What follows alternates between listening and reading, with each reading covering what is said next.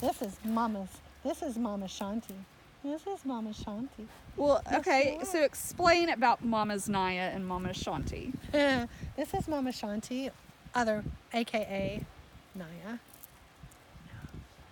When Naya and Shanti got here, they unloaded them out of the truck, and I said, Naya and Shanti. That we already decided that was going to be their names. We already had the names picked. So Naya and Shanti. I said Shanti. She looks like a Shanti. She is a Shanti. And then Rachel and Derek decided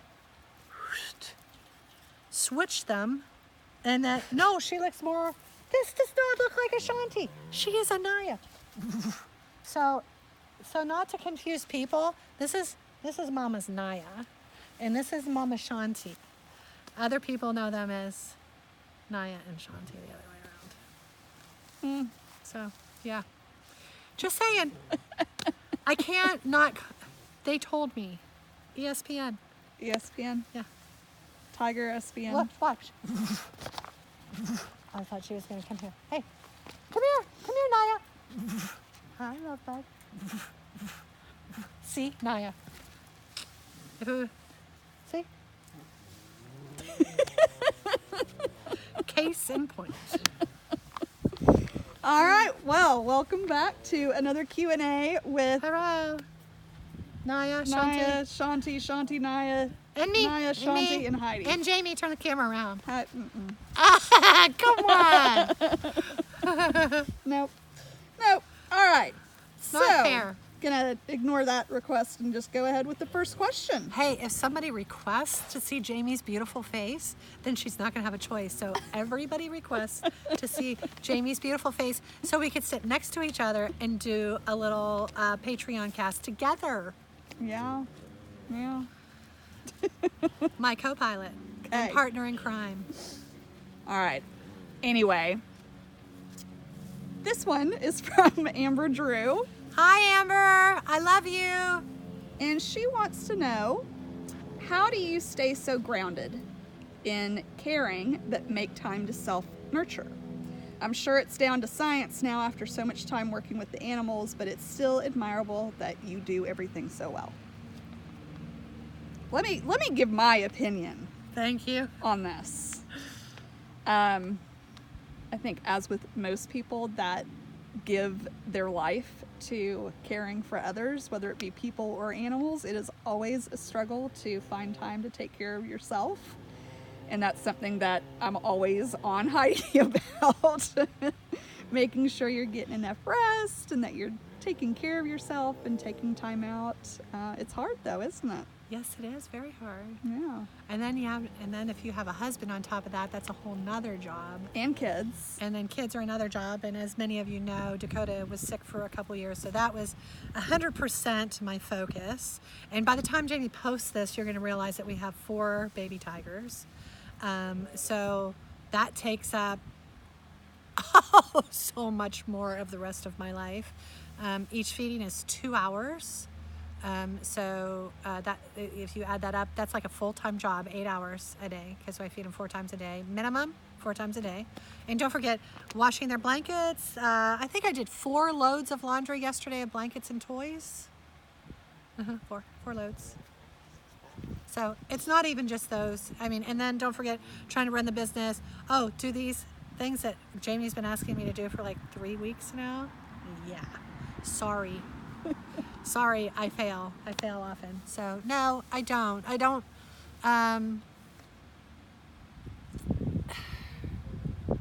I think that if you're a mom out there and like there's some people out there that are just moms and they just care for others, and actually you get your, don't tell my husband this because I want him to keep spoiling me when I need it, and my kids. Don't tell my kids or my husband this, or any of the cats, or don't tell anybody this. So this is just a secret. And some people just actually their satisfaction comes from caregiving and making sure that everybody else is happy. I'm also a Libra, so that balance is really important in my life, which means everybody being happy is real important. So I constantly strive to keep harmony. I constantly strive to keep everybody happy, because if everybody else is happy, then I'm happy. So I think that that's a lot of it. And doing this for 30 years, and honestly, the first 10 years, I was probably 20 times busier than I am now. I used to take care of all the cats alone. I had 3 babies I raised on my own, and so they used to come out in a cage and play while I cleaned cages and butchered and did all of those things by myself. So honestly, I have, especially since Destiny's taken over, I have been making more time for myself. I do try to shower every few days. I don't know if you noticed, but oh gosh, I hope so. I did put makeup on today for you. So anyway, You should feel very special, everybody. and deodorant. Okay, so yeah, Amber, I'm not really good at it. You probably know that, but something always gives. I mean, there's always something that's going to give. But you got to keep trying. Yeah, I try. Self-care is important. Yeah, Jamie got me a self-care bag today with nice smell good things in it for my bath, and I do like a nice bath. Well, it's little things. It is the little things. Yeah. All right. Okay, next question. Oh, this is a big one. Oh, pacheesy. I don't know that we're going to have an answer for this immediately, but we can, I don't know, I'll try. think of some The things. answer is yes. Oh, no, you didn't ask it yet. All right, this is from Becca Jones. Hi, Becca. And Becca is wondering what the future holds for care, especially looking at an increasingly difficult climate. Are we looking towards expansion, new premises, and so on? Where do you see care in 50 years? Whew. Well, I won't be here, so maybe, but I'd be pretty decrepit. 50 years, that's a long time. This is really a loaded question, because we get into animals in captivity as opposed, and that's, I have, one day I'd like to do like a half hour or an hour talk with Jamie and I together to discuss big cats in captivity and just animals in general in captivity as opposed to animals in the wild, because there's pros and cons for both. Is saving a species important enough that you know, keeping animals in captivity is necessary because the wild isn't going to sustain? So there's a lot of very, very important questions to ask ourselves. The number one question, and I tell everybody, there's one question I want you all to think about this until Jamie and I do this 1 hour thingy. And the one question I need you to think about is, do we want, and don't answer the question until you watch our show, our 1 hour show. We're having a 1 hour show. We're having a show. We're gonna have a show. Talk show. We just made it up. And we're making cards. We're gonna do cards. Greeting cards. Greeting cards. Postcards. And postcards. We decided that today. Yeah. Anyway, so we decided we're gonna do a lot of things. A lot of them don't happen. If we had a staff of like people instead of more cats to take care of, we would be able to do these things, but we don't. But the big question is do we want cats to live in captivity, or do we want them to become extinct? That is the only question, because it's the only two ways. The wild isn't going to work. It's not going to sustain. If we don't want them in captivity, then they will become extinct. So how do we want to play this out? And every answer, after you ask yourself that question, I'm going to show you a flow chart that'll blow your mind. Every single answer from then on is very, very simple where we need to go. But the question needs to be answered first. I don't have the answer, by the way. I'm just the one that asked the question. You're going to have to answer the question for yourself and then encourage lawmakers to make the decision from there. Yep. So what was the question? What does the future hold for care? Oh, the future. Oh. So we do try to expand when it's possible. When it makes sense. We're hoping to expand another 80 acres. I think we've having discussions. We have some property that there is a possibility of taking on, which I'm just looking for a really, really nice donor to purchase that for us so we can continue to add on. We're always building, always trying to build new enclosures better, always wanting to build better and bigger, and you know, that's always something that anybody that takes care of animals is always going to want bigger and better. And then as long as there's animals out there that need a home, we're going to exist. I mean, if all of a sudden they outlaw having big cats, in outside of the AZA, let's say, then we'll disappear real quick. So laws make a huge difference. But I'm assuming, since we're in very good standing with most all organizations, I think that we'll continue to exist as long as there's homes needed. And if you think about it, Mika and Zara and these new little ones that we have, those new little ones, they're just born. They have the capability of living 20 to 25 years. We've got 20 to 25 years just taking care of the ones that we have here now. Yep. And who knows, we may get more dinosaurs like Godzilla. More stunky monkeys. Yeah. I'm just joking. I think it's important for organizations like ours to, instead of having, it's good to have plans, it's good to have goals, it's good to think about the future and be working towards something, but it's also really important to be flexible and adjust based on what is needed. Absolutely. And we even discussed building a vet clinic, and the vet clinic would not be just to care for all of the like the big cats and the lemurs and stuff that are here now, but possibly even starting a rehab. We are desperate for rehabbers in this area taking care of indigenous wildlife. People call me at least once a week. Can you take a hawk, or can you take an owl? Can you take a baby deer?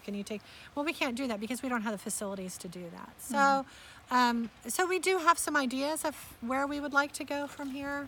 And it's just a matter of where the road leads and where the grants come from. When Jamie and I get the time to start writing grants. Yeah, when all of a sudden we get 48 hours in a day instead of 24.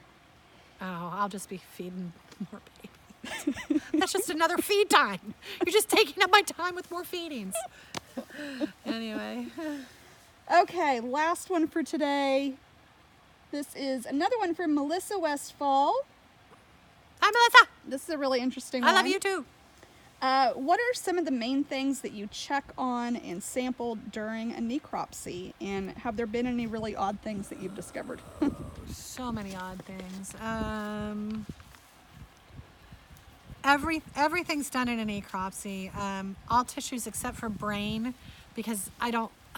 And eyeballs. I don't do eyeballs. I have had to do eyeballs in the past when they have had cancer on them, like Solano's eyeball actually had a melanoma, so we had to take his eyeball out. And we sent that off for necropsy, but actually Bill took it out. It's telling you, eyeballs are a nasty thing, taking them out. It's disgusting. So that's number one. Brain, you have to get a bone saw and cut through the skull and all that kind of stuff. And that's just a little bit too much for me. But everything else. So everything else is every internal organ. So heart, lungs, liver, kidneys, pancreas, spleen, if you have ovaries, if you have testicles, if you have, and then we do blood vessels, we do lower intestine, upper intestine, we do pad from the feet, we do punches of different colors of fur on the stomach, different colors of fur on the back. They're each for different, that's for a different study than the genetics thing. We do a piece of the tongue, skin. But normally when you're starting a necropsy, you're looking for cause of death. For sure. All that is genetic stuff. So that's all that she asked in the beginning of the sampling. Yeah. So that is it. So then the weird stuff. And the weird stuff is these cats live so incredibly long. I'm sorry I'm closing my eyes a lot because of the sun. They live so incredibly long. You're fine. It's no matter what you do, it's going to get. It's fine. It doesn't bother. Okay. I just keep my eyes closed a lot. I wish I had eyeshadow on. I'm going to start wearing eyeshadow. So I don't wear it, but I could if you like that. Anyway, if you donate more, I'll wear eyeshadow next time. Look at Ren Pen. Ren Pen! What are you looking at? What are you looking at, Petey girl? Sorry, she was too cute for words. She is too cute for words. She is very interested in something over there. Oh. She smells. Oh, because they're butchering. Oh. She's smelling it. We're pretty far away. That's what Solano was getting all excited about earlier. He hears the trailers coming. That's all he can. He can't see you. Anyway, and of course, let's not talk about Solana. Anyway, so weird things. Is that where I'm at? Weird things? Mm-hmm. Weird things that I have found. Tess. Oh, no, I know what I was going to say. They live so long after they're full of cancer. I have seen, I mean, when Lucia passed away, I felt like, oh gosh, are we sure she has, what she have? Leukemia. Leukemia. Are we sure she has leukemia? Because she's eating so well, but she keeps losing weight, but she's eating really well, and she's so bright-eyed, and she looks so amazing.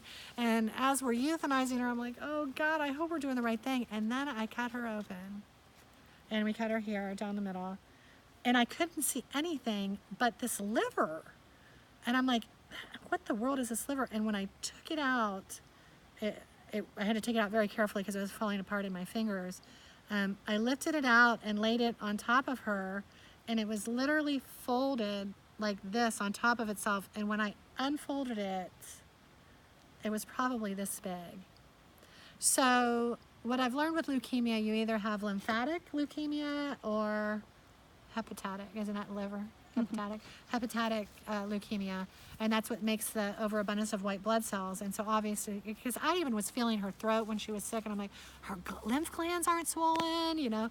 I'm like, I don't understand. And then when I saw that liver, it was like, oh, geez.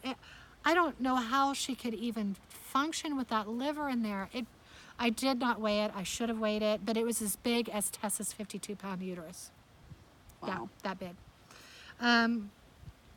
Samson was my first lion necropsy, and his heart was giant. It was probably that big, and I just found that to be so joyful because he had such a big heart. I loved him so much, so he just to find that big, ginormous heart was so cool. And then every lion since then until Mawali, and then when I necropsied Mawali, it was probably this big. Very small. He had a very, very small heart, and sadly, many of Mawali's siblings have passed away young also. So we're really hoping Zub and Ra have Noel's genes and not Mawali's when it comes to his heart, because there's obviously a heart issue with them. So that's kind of the weird thing. Oh, Princess the white tiger from Care a long time ago. First princess. For Princess 1, when I did her necropsy, every single one of her, and Danya's also, every one of their internal organs were filled with cancer. There were bubbles on lungs and heart, and so cancer is really prevalent out here. And didn't Danya also have one of her organs was incredibly large? Was it her uterus? Could have been. No, she was spayed. She lived with Rassie. So Oh, that's right. you know what? I'd have to look back. I could have sworn there was something with her. I think one of the biggest things I noticed, though, is that she was just full of cancer. And, you know, a lot of people ask, why is it that we have so much cancer at Care? Oh, what's going on? Is it in the water? Is it in the sun? Could be the sun. Who knows? It could be the ozone. It could be a lot of different things. I mean, I guess it could be the meat. It could be the, you know, you could try to speculate on the thousands of things that it can be. But I do know that our cats live for a really long time. And I know with people, if they live long enough, something's gonna get them, you know, because there's a breakdown in the system. So whether it be in the end days they have pneumonia, see, they're so tough. They're not going to die from pneumonia. These cats, you know, they may get sick, then they get better. It's going to take something like cancer to take them down.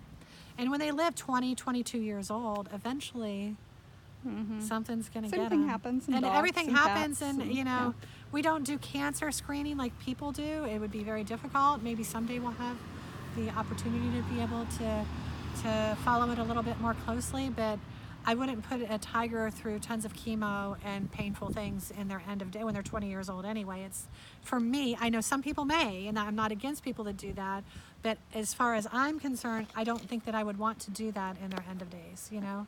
I'd want them to know they're loved and cared for and let them pass peacefully with no pain.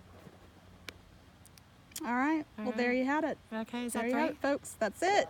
All right. Thank you all. Thank you. I hope I got the end of that. I noticed you were struggling.